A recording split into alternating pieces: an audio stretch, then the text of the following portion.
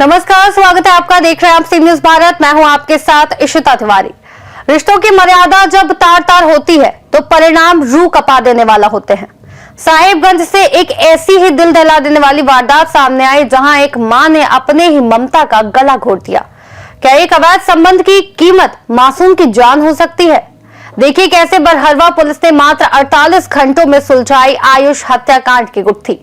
साहिबगंज जिले के बरहरवा थाना क्षेत्र अंतर्गत रतनपुर गांव में हुए 14 वर्षीय किशोर आयुष कुमार की हत्या का पुलिस ने पर्दाफाश कर दिया है। बुधवार को आयोजित प्रेस कॉन्फ्रेंस में एसडीपीओ नितिन खंडेलवाल ने बताया कि इस खौफनाक वारदात के पीछे अवैध संबंध और पारिवारिक रंजिश का काला सच छिपा था। पुलिसिया तफ्तीश में जो खुलासा हुआ वह चौंकाने वाला है। मृतक की मां मीना देवी और उसके ममेरे भाई रोहित साहा के बीच पिछले 2 वर्षों से प्रेम प्रसंग चल रहा था। घटना के दिन आयुष ने दोनों को आपत्तिजनक स्थिति में देख लिया था। पोल खुलने के डर से दोनों ने मिलकर मासूम आयुष की गला दबाकर हत्या कर दी। वहीं पुलिस ने तकनीकी साक्ष्यों के आधार पर रोहित साहा और मीना देवी को धर दबोचा। अभियुक्त रोहित साहा के पास से एक वीवो मोबाइल फोन जब्त किया गया है। इस सफल उद्भेदन में पुलिस निरीक्षक संतोष कुमार, थाना प्रभारी सुमित कुमार सिंह, सुदामा सिंह, अनिल कुमार यादव सहित सशस्त्र बल की अहम भूमिका रही। वहीं मामले की जानकारी देते हुए डीएसपी ने क्या कुछ बताया, सुनिए। ये बीते दिनांक 8 फरवरी को थाने में सूचना प्राप्त हुई कि रतनपुर गांव में एक 14 वर्षीय बालक है, आयुष 14 वर्षीय बालक है, उनकी डेड बॉडी बरामद हुई थी। इस संबंध में उनके पिता के द्वारा अज्ञात लोगों पर प्राथमिकी दर्ज कराई गई थी। बरहरवा थाना कांड संख्या 2826 दर्ज कर कांड का अनुसंधान प्रारंभ किया गया।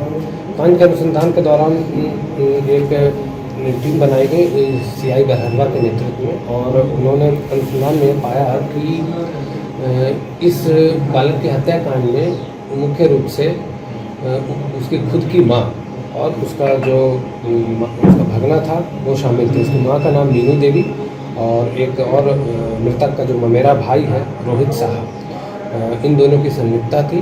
अनुसंधान के दौरान ये भी पाया गया कि मीनू देवी और रोहित साहा के बीच में अनैतिक संबंध था काफ़ी लंबे समय से, साल भर से ज़्यादा से। और इस संबंध में जो एक अभियुक्त है रोहित साहा, वो मृतक के घर आना जाना लगातार रहता था।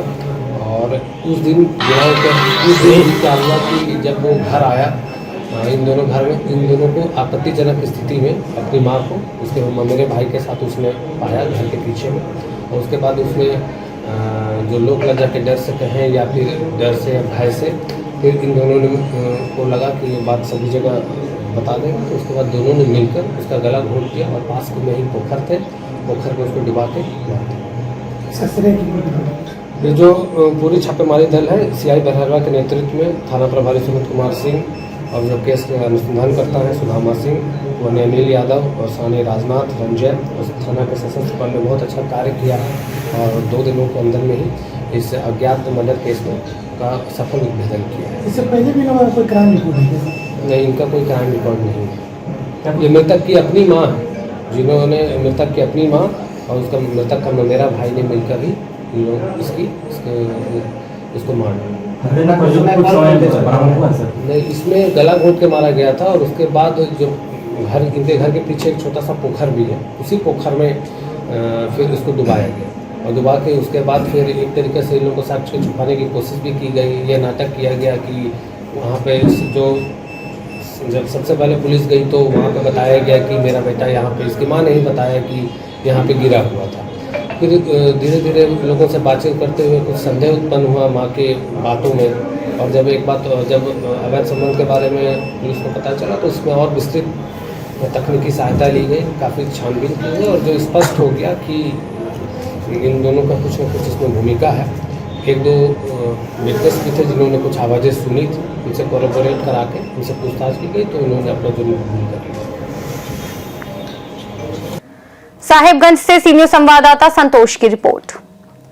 फिलहाल पुलिस ने दोनों आरोपियों को सलाखों के पीछे भेज दिया है, लेकिन ये सवाल अभी भी खड़ा है कि आखिर समाज में नैतिकता का स्तर किस हद तक गिर चुका है। एक बेटा जिसे अपनी मां की गोद में सबसे सुरक्षित महसूस करना चाहिए था, उसी मां ने मौत की नींद सुला दिया। कानून अपना काम करेगा, लेकिन इस घटना ने रिश्तों पर से विश्वास डगमगा दिया है।